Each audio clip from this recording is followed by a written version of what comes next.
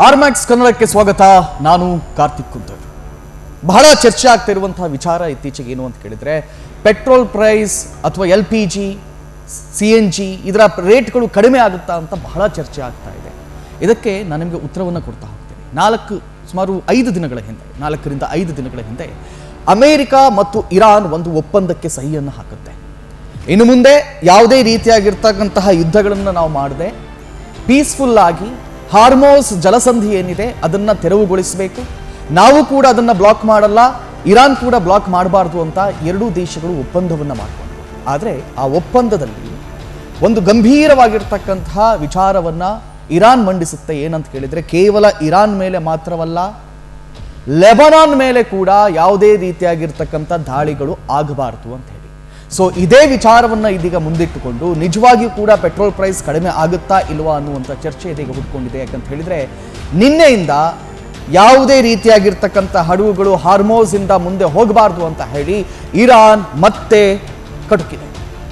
ಏನಪ್ಪ ಇದು, ಒಪ್ಪಂದ ಆದ ನಂತರವೂ ಕೂಡ ಈ ರೀತಿಯೆಲ್ಲ ಆಗ್ತಾ ಇದೆ ಅಂತ ನೀವು ಆಶ್ಚರ್ಯಪಟ್ಟರೆ, ಯುದ್ಧ ಎಲ್ಲಿ ಆರಂಭ ಆಯಿತು ಅನ್ನೋದನ್ನು ನಾವಿಲ್ಲಿ ಮೊದಲಿಗೆ ಆರಂಭಿಸಬೇಕಾಗುತ್ತೆ, ಆಲೋಚನೆ ಮಾಡಬೇಕಾಗುತ್ತೆ. ಯುದ್ಧ ಆರಂಭವಾಗಿದ್ದು ಇರಾನ್ ಮತ್ತು ಅಮೆರಿಕ ನಡುವೆ ಅಲ್ಲವೇ ಅಲ್ಲ. ಯುದ್ಧ ಆರಂಭ ಆಗಿದ್ದು ಇರಾನ್ ಮತ್ತು ಇಸ್ರೇಲ್ ನಡುವೆ. ಇಸ್ರೇಲ್ ಯಾವುದೇ ಕಾರಣಕ್ಕೂ ನಾವು ಸುಮ್ಮನಿರಲ್ಲ ಅಂತ ಹೇಳ್ತಾ ಇದೆ. ಯಾವ ರೀತಿ ನಾವು ಯುದ್ಧ ಶುರು ಮಾಡಿದ್ದು ಯಾವ ಕಾರಣಕ್ಕೆ? ಅಲ್ಲಿನ ನ್ಯೂಕ್ಲಿಯರ್ ವೆಪನ್ ಏನು ಅವರು ಎನ್ರಿಚ್ ಮಾಡ್ತಾ ಇದ್ದಾರೆ, ಅದನ್ನ ನಾವು ಸ್ಟಾಪ್ ಮಾಡಬೇಕು ಅಂತ ಹೇಳಿ ನಾವು ಯುದ್ಧವನ್ನು ಆರಂಭಿಸಿದ್ದು. ಮತ್ತು ಅವರು ಯಾವ ರೀತಿಯಲ್ಲಿ ಫಂಡಿಂಗ್ ಮಾಡ್ತಾ ಇದ್ದಾರೆ ಲೆಬನನ್ನಲ್ಲಿರುವಂತಹ ಹೂತೀಸ್ಗಳಿಗೆ ಅಥವಾ ಪ್ಯಾಲೆಸ್ಟೈನ್ನಲ್ಲಿರುವಂತಹ ಹಮಾಸ್ನವರಿಗೆ, ಇವರಿಗೆಲ್ಲ ಏನು ಅವರು ಫಂಡಿಂಗ್ ಮಾಡ್ತಾ ಇದ್ದಾರೆ ಇರಾನ್ನವರು, ಅದನ್ನು ಸ್ಟಾಪ್ ಮಾಡಬೇಕು ಅನ್ನುವ ಕಾರಣಕ್ಕಾಗಿ ನಾವು ಯುದ್ಧವನ್ನು ಆರಂಭಿಸಿದ್ವಿ.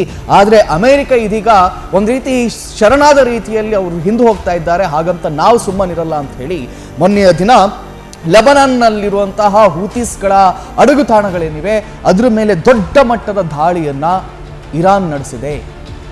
ಇದರರ್ಥ ಯುದ್ಧ ಇಲ್ಲಿಗೆ ಮುಗಿಲಿಲ್ಲ. ಯುದ್ಧ ಇಲ್ಲಿಗೆ ಮುಗಿಲಿಲ್ಲ. ಪೆಟ್ರೋಲ್ ಪ್ರೈಸ್ ಅಷ್ಟು ಸುಲಭದಲ್ಲಿ ಇನ್ನು ಖಾಲಿ ಆಗೋದು ಇಲ್ಲ, ತಣ್ಣಗಾಗೋದು ಇಲ್ಲ.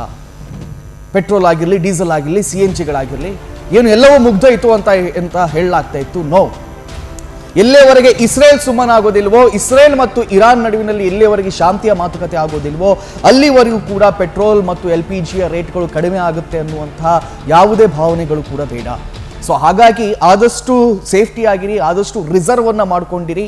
ಇನ್ನು ಮುಂದೆ ಇನ್ನು ಏನೇನಾಗುತ್ತೋ, ಈಗಾಗಲೇ ನಿನ್ನೆ ರಾತ್ರಿಯಿಂದಲೇ ಯಾವುದೇ ಹಡಗುಗಳು ಕೂಡ ಹಾರ್ಮೋಸ್ ಇಂದ ಹೊರಗೆ ಹೋಗಬಾರ್ದು ಅಂತ ಹೇಳಿ ಇರಾನ್ ಕಟ್ಟುನಿಟ್ಟಿನ ಕ್ರಮವನ್ನು ಕೈಗೊಳ್ತಾ ಇದೆ. ಅದ್ರ ಜೊತೆಯಲ್ಲಿ ದಾಳಿಯನ್ನ ಮಾಡ್ತೀವಿ ಅಂತ ಕೂಡ ಹೇಳ್ತಾ ಇದೆ. ಯಾಕಂದ್ರೆ ಇದಕ್ಕೆ ಇನ್ನೊಂದು ಮುಖ್ಯವಾದಂಥ ಕಾರಣ ಏನು ಅಂತ ಕೇಳಿದ್ರೆ, ಇದೀಗ ಯಾರ ಕೈಯಲ್ಲಿದೆ ಇರಾನ್?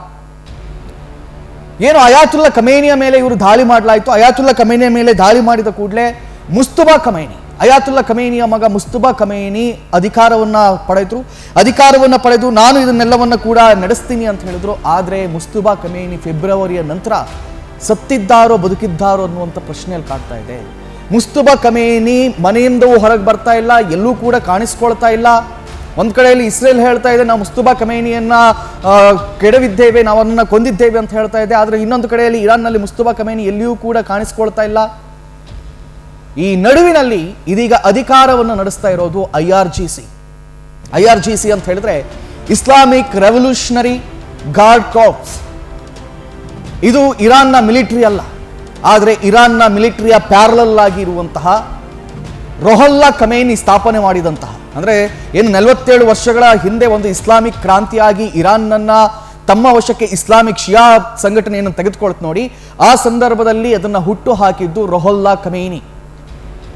ಅಯಾತುಲ್ಲಾ ಖಮೇನಿಗಿಂತ ಮೊದಲಿನ ಸುಪ್ರೀಂ ಲೀಡರ್ ಆಗಿದ್ದಂತಹ ರುಹುಲ್ಲಾ ಖಮೇನಿ ಸ್ಥಾಪಿಸಿದಂತಹ IRGC ಇದೀಗ ಅದನ್ನು ನಡೆಸ್ತಾ ಇದೆ. IRGC ಯಾವುದೇ ಕಾರಣಕ್ಕೂ ಕೂಡ ನಾವು ಇಸ್ಲಾಮಿಕ್ ತತ್ವಗಳ ವಿರುದ್ಧವಾಗಿ ನಾವು ಹೋಗೋದಿಲ್ಲ, ಅಮೆರಿಕಕ್ಕೆ ನಾವು ಶರಣಾಗೋದಿಲ್ಲ, ಅಮೆರಿಕವನ್ನು ನಾವು ಎದುರು ಹಾಕೊಳ್ತೇವೆ ಮತ್ತು ಇಸ್ರೇಲಿಗರನ್ನ ಎಸ್ಪೆಷಲಿ ಅವರ ಏನು ಮುಖ್ಯ IRGC ಅನ್ನೋದು ಹುಟ್ಟು ಹಾಕಿದ್ದೇ ಇಸ್ರೇಲ್ ಅನ್ನ ಕೆಡವಬೇಕು ಅನ್ನುವ ಕಾರಣಕ್ಕೆ, ಇಸ್ರೇಲ್ ಅನ್ನ ಕೆಡುವವರೆಗೂ ನಾವು ಸುಮ್ಮನಿರಲ್ಲ ಅಂತ ಹೇಳಿ ಇದೀಗ IRGC ಕಟ್ಟುನಿಟ್ಟಾಗಿ ಹೇಳ್ತಾ ಇದೆ. ಸೊ ಒಂದರ್ಥದಲ್ಲಿ ಹೇಳೋದಾದ್ರೆ